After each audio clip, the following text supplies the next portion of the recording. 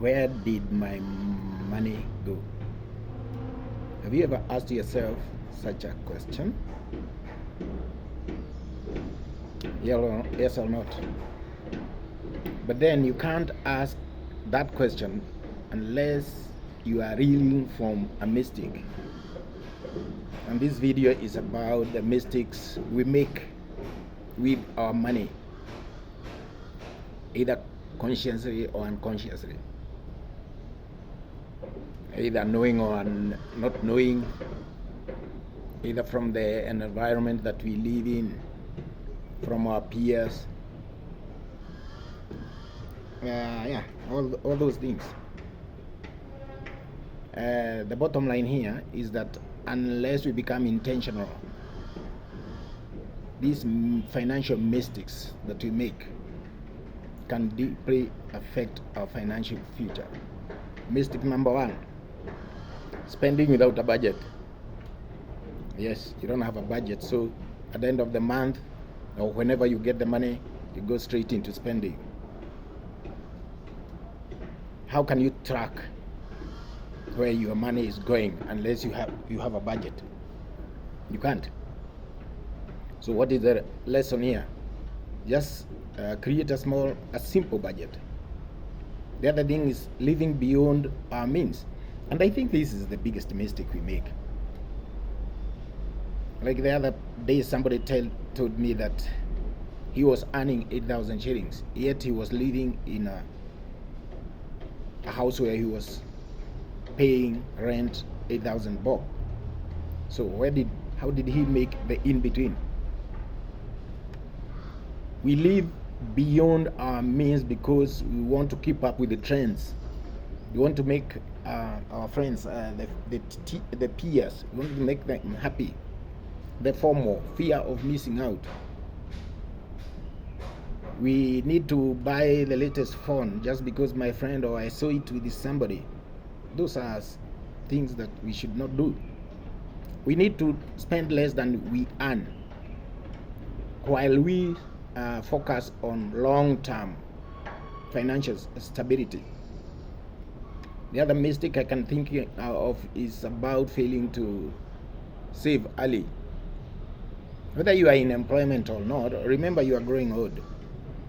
So the moment you get some little money, you need to think about your future.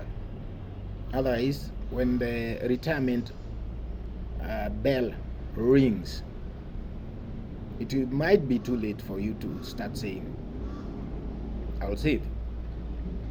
The other mistake I can think of is using debt poorly.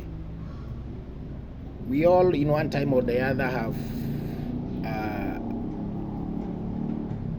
gotten some loans, Mshwari, Fuliza, stuff like that. But do we use it for a gainful purpose?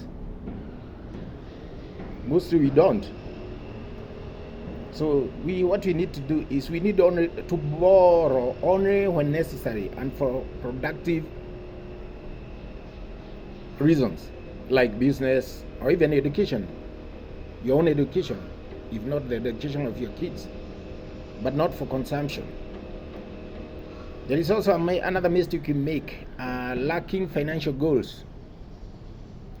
For example, you can say, by the end of this year, I need to have bought this. I need to have acquired this. That will be a driver towards you saving. But you can't say, I'll need this I'll want this by the end of the year, and then you spend anyhow. It won't work. There is yet another mistake, emotional or impulsive spending. You see, remember here, if you had a goal, then this emotional and impulsive spending would not occur. But now it occurs in the absence of that budget. So we end up buying things that we never thought of, things that we may not even need, just to feel good, to reward ourselves, to remove stress. We need to be mindful of our emotions when spending. You need to pause and before you make that non-essential purchase, you need to pause and think, do I really need this? Remember, there is a difference between want and need. You can do it without want, but a need is a life thing. There is also another mistake we make, ignoring financial education. We think we know it all, so we can spend our money the way we want. We need to invest in financial literacy. Yes. We need to learn. The other day I uploaded a video about financial literacy being taught in our schools. Like the Eastern countries, well, that is what they do. Another mistake is not planning for emergencies. We live like there will be no tomorrow, right? Like things will always be the same. Shit happens, you know. It has been said. I didn't say that. Yes. When it happens and you find yourself at the low end, the lowest ebb, still there is another mistake, giving too much out of pressure, just because you have been nowadays there is a big thing that I don't really enjoy it, but something happens and you kind of, everybody in your contact list unamweka kwa WhatsApp group towards a certain project, so you end up spending on that project simply because you got all this money. And the people giving money into this project, they are doing it to make you happy. They do not feel left out. The peer pressure that I have been talking about, giving too much out of pressure. It is good to help, yes, but you only need to help where you can, not more than what you can't, you can't. The final mistake I can think of is about not investing, or let me call it logical investing, because investing, people do invest even when they know it can't. When economically, logically, even wisdom dictates this is not a good investment avenue, but you continue pushing that investment there. But not investing is usually is still a big sin. You need to invest, but you cannot invest what you have not saved, what you don't have. You need to start by saving.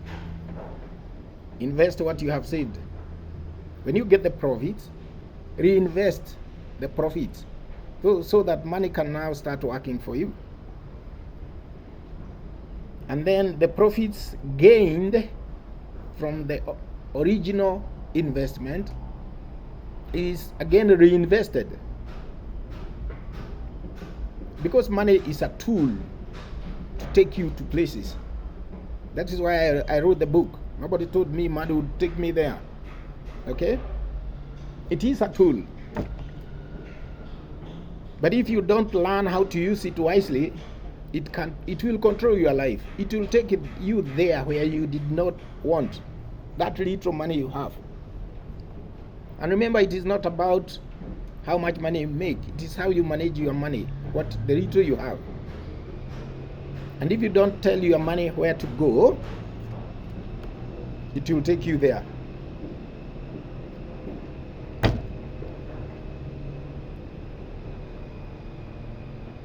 We talk of the rich, and we think it is only the rich who have the wisdom or the monopoly of that wisdom, how to spend the money.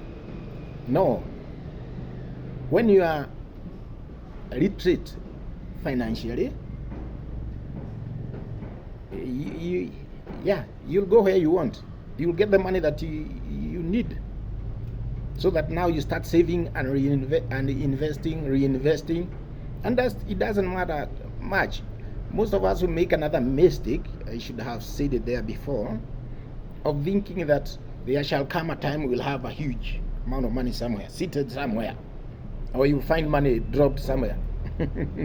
Dropped by who? Who will drop his money knowingly?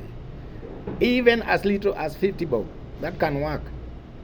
There was a time I used to loan Mama Bogas 2,000 bob, and I used to get 50 shillings as profit every Friday. As profit